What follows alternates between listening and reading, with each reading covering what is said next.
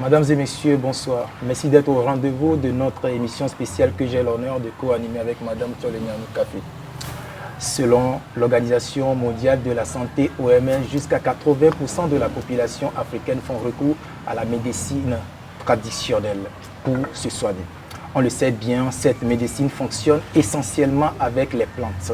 Mais force est de constater que certains se font rares. Pour remédier à cette situation, l'ONGM Afrique envisage de créer des jardins botaniques dédiés aux plantes médicinales dans toutes les régions du Togo. Dans une approche scientifique, les jardins botaniques peuvent être considérés comme un lieu de rapprochement entre la médecine traditionnelle et la médecine moderne. Pour en parler, nous avons invité M. Moto Yao Elom, chargé de projet à l'ONGM Afrique, M. Adjessi Videke Mokpokpo Espoir, ingénieur agronome, M. Assible Bonan, pépiniériste, et M. Kondo Kofi, pépiniériste. Chers invités, bonsoir. Monsieur Moto, pourquoi des jardins botaniques dédiés aux plantes médicinales? Merci madame. Comme vous l'avez souligné dans vos mots introductifs, la médecine traditionnelle traite ces malades à base de remèdes faits essentiellement de plantes médicinales. Voilà que ces plantes médicinales sont en voie de disparition. Ça voudrait dire que si la situation continue, à terme, on n'aura plus de plantes médicinales pour préparer les remèdes, soigner les malades. Et ce serait catastrophique pour ces malades qui y recourent. C'est pour parer à cette éventualité que M-Afrique a pensé sauvegarder les plantes médicinales en créant des jardins botaniques. Monsieur Adjessi Videke, merci d'être encore ici, une fois encore. Quelle est votre opinion sur l'absence de ces jardins botaniques dans le contrée? Oui, je crois que l'homme a abordé un aspect de la question qui consiste au fait que les plantes médicinales qui sont donc utilisées pour soigner les maladies sont en voie de disparition. Donc l'absence de ces jardins botaniques qui doivent être essentiellement consacrés à préserver ces plantes médicinales, leur absence va créer des problèmes dans la médecine traditionnelle. Et donc il va falloir penser à comment faire en sorte que ces plantes-là, enfin ces jardins botaniques-là, soient créés pour préserver et pour leur utilisation dans la pharmacopée traditionnelle. Merci beaucoup. Chers téléspectateurs, vous voulez rebondir. Ok, vous voulez ajouter quelque chose, M. Moto? Oui, par rapport à l'absence de ces jardins botaniques, je peux dire que dans le temps, les plantes médicinales étaient à portée de main, même derrière les concessions, on peut en trouver. Et donc, on n'avait pas senti ce besoin-là d'en créer. Aussi, il faut souligner que cette médecine traditionnelle a été combattue depuis l'époque coloniale. Les praticiens ont été traqués. Donc, la pratique était rentrée dans la clandestinité. Et vous convenez avec moi que dans cette clandestinité-là, c'est difficile de penser s'organiser pour prendre ces genres d'initiatives. Voilà quelques aspects qui expliquent l'absence de ces jardins botaniques. Entre parenthèses, cette médecine a été combattue par qui, par exemple? Je parlais de l'époque coloniale par les colonisateurs, et ce qui a fait que même ça a débordé même après les périodes d'indépendance, puisque cette médecine traditionnelle n'a été reconnue que récemment.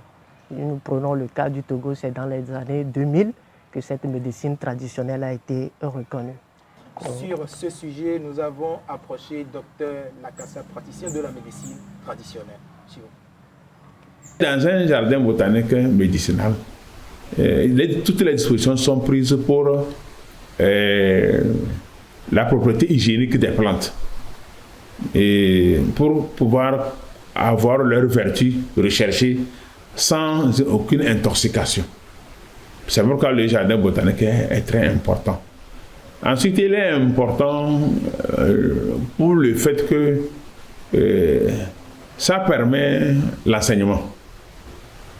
Ça permet l'enseignement, que ce soit de génération en génération ou bien au niveau des étudiants. Les étudiants peuvent apprendre beaucoup à partir des jardins botaniques et médicinaux. Retour sur ce plateau et merci beaucoup à Dr Lakassar pour l'échange fructueux. Monsieur Moto, je reviens.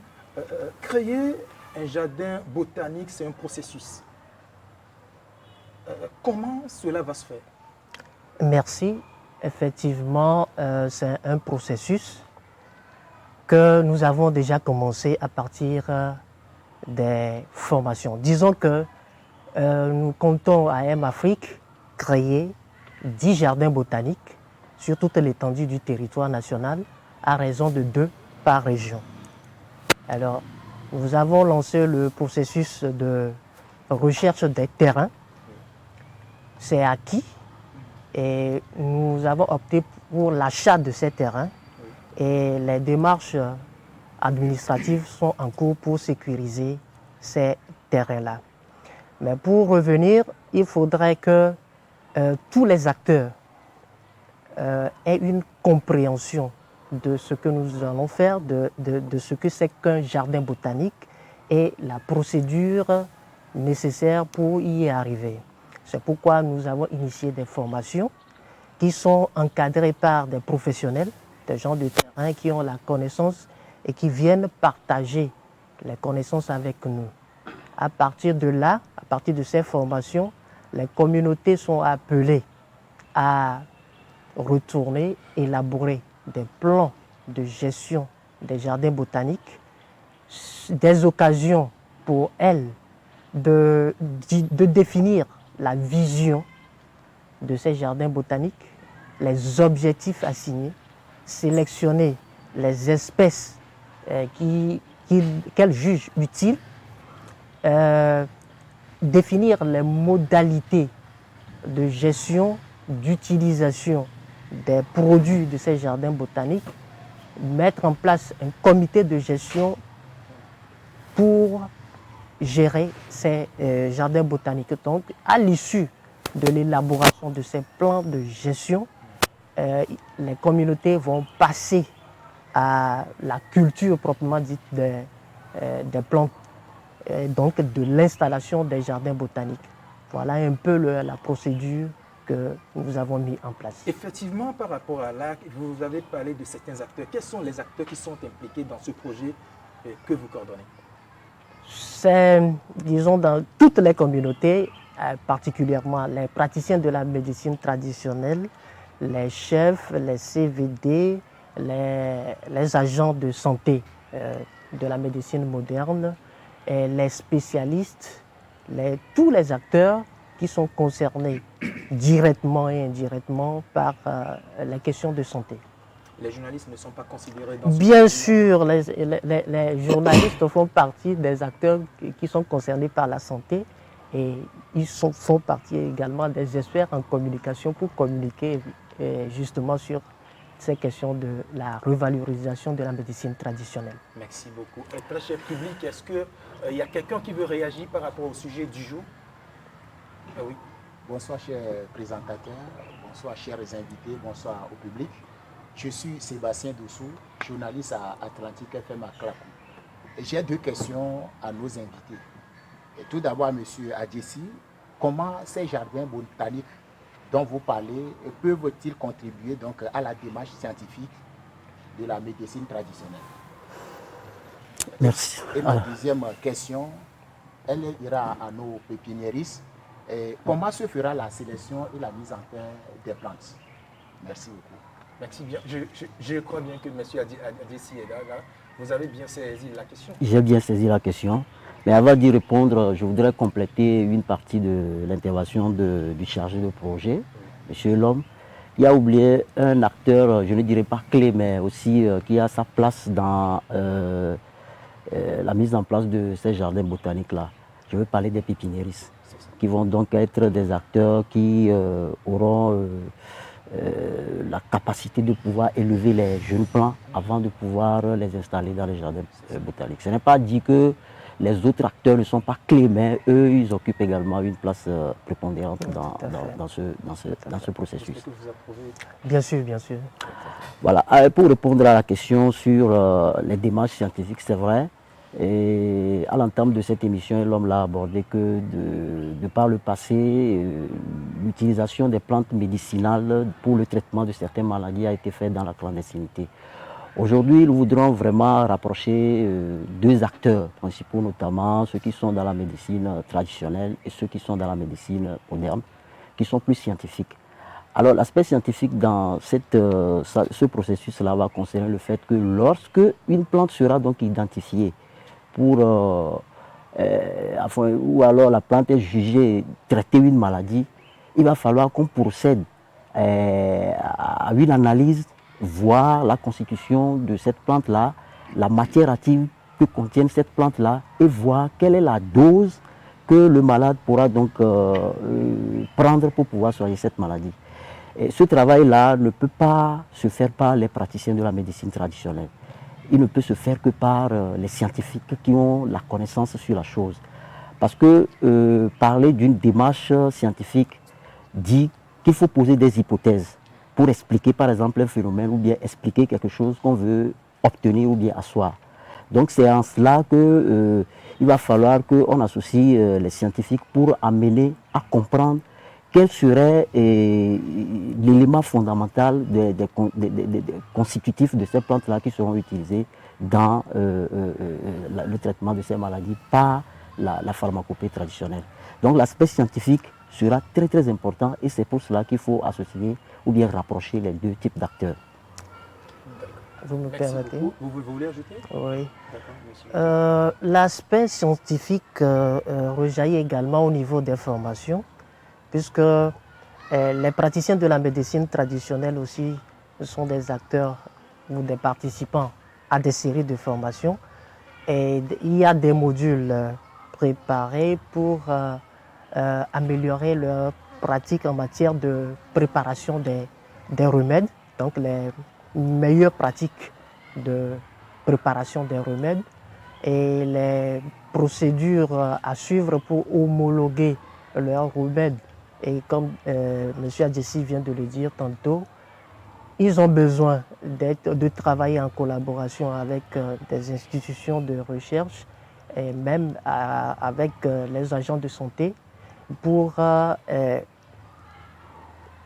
améliorer leurs pratiques et leurs démarches dans leur métier.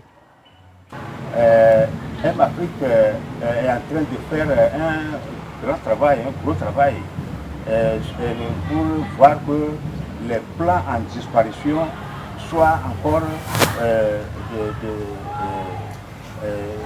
soient encore dans nos milieux. Donc comme l'a dit mon président, les plants là qui sont en disparition, nous ne les savons pas. C'est les thérapeutes qui vont nous amener la liste. Et quand nous allons produire, quand ils seront à terme, bon, comme il y a des aires protégées et que Afrique veut créer, et comme l'a dit M. Moto, nous sommes en train de chercher les terrains. Quand ils seront prêts, et nous allons produire les plants là, que nous allons mettre sur ces aires protégées. Et les forêts communautaires qui sont détruites, dégradées, nous allons encore les recréer, les reconstruire pour que les problèmes actuellement au niveau de ces praticiens et qui, au lieu de trouver ces essences localement ici, vont ailleurs, au Bénin, bon, dans d'autres pays, que ces problèmes soient résolus. Merci beaucoup, Monsieur Assiblé. Monsieur Moto, ils ont soulevé un point très essentiel. Je ne sais pas si vous avez aussi capté cela. L'identification de ces plants en disparition afin qu'une liste soit faite et mettre à leur disposition. Il y a un travail qui se fait au niveau de Afrique. Oui, le travail a déjà commencé. Pour chaque localité, les pépiniéristes ont identifié pour le moment 10 espèces de plantes médicinales que nous avons, dont la liste est disponible à notre niveau. Mais ce processus de sélection de ces plantes sera peaufiné lors de l'élaboration des plans de gestion des jardins botaniques. Merci beaucoup. Le public, est-ce qu'il y a encore d'autres interrogations? Ok, merci. Moi, c'est le journaliste Dometi Maoli. En fait, ma question s'adresse à M. Moto. J'aimerais savoir comment les praticiens, les chercheurs, les étudiants peuvent avoir accès à ces plantes dont vous parlez. Merci.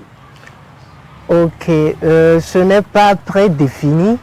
Et tout cela sera déterminé lors de l'élaboration des plans de gestion des jardins botaniques. Je l'ai dit tantôt, c'est en ce moment-là que la communauté même aura l'occasion de définir les modalités de gestion et d'utilisation de ces plantes-là. Et en ce moment-là, on aura ce que les chercheurs, les étudiants et autres, les démarches qu'ils auront à suivre pour avoir accès à ces plantes médicinales.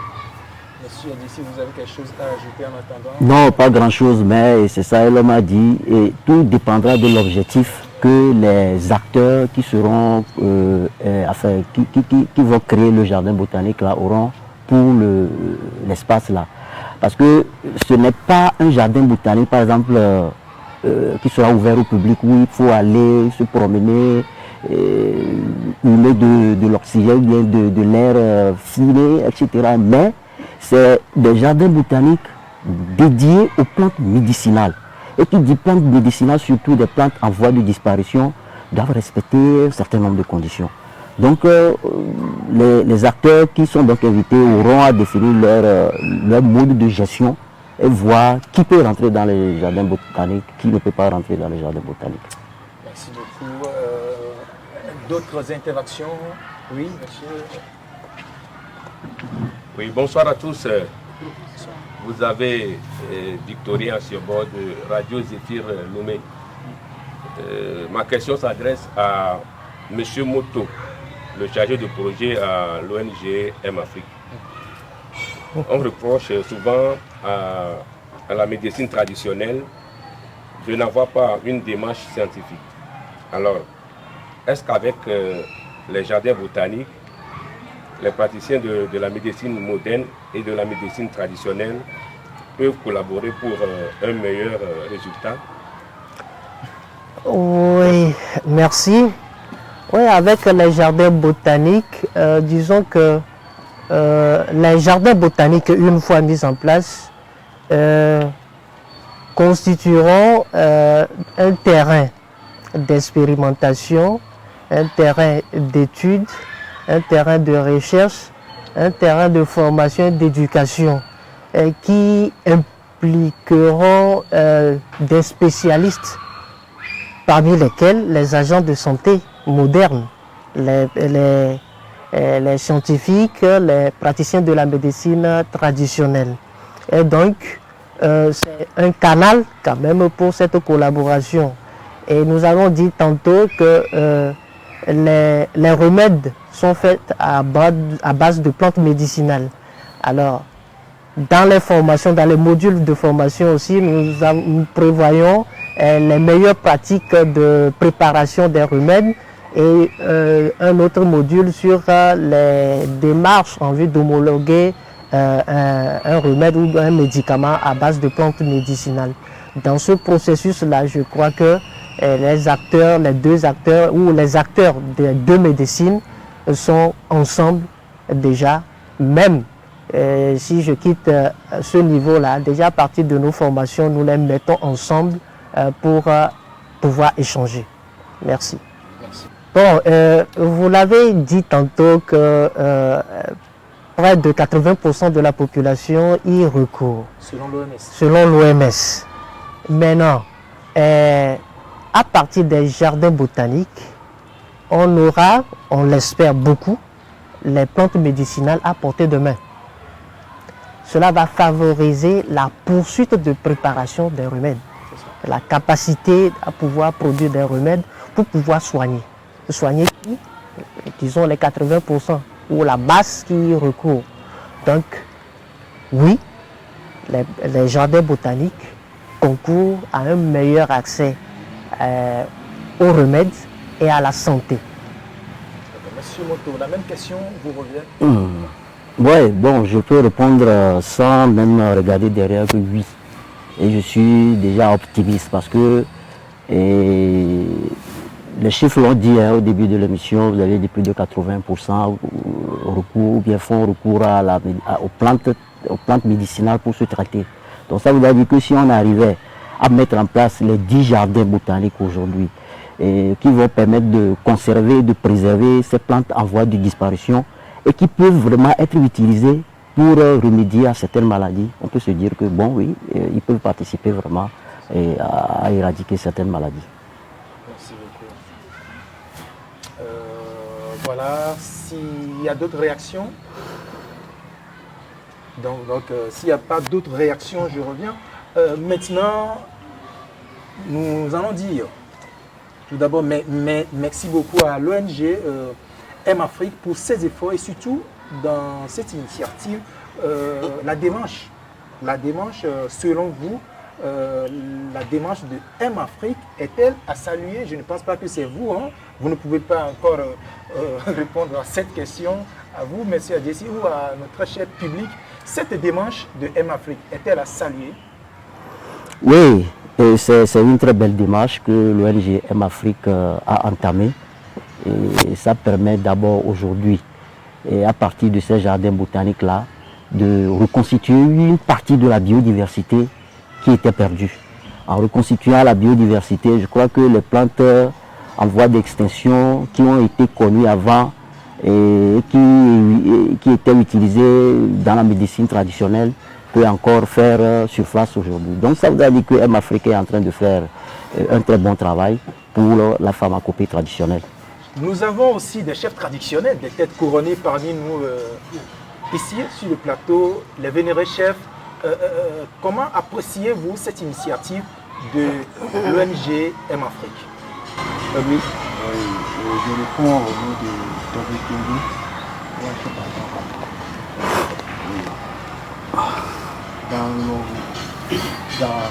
Dans les 2 jours que nous sommes ici, voilà, on donne ça au chef canton d'Akouma Pétobi. Comment, en tant qu'autorité locale, traditionnelle, comment vous trouvez ce projet?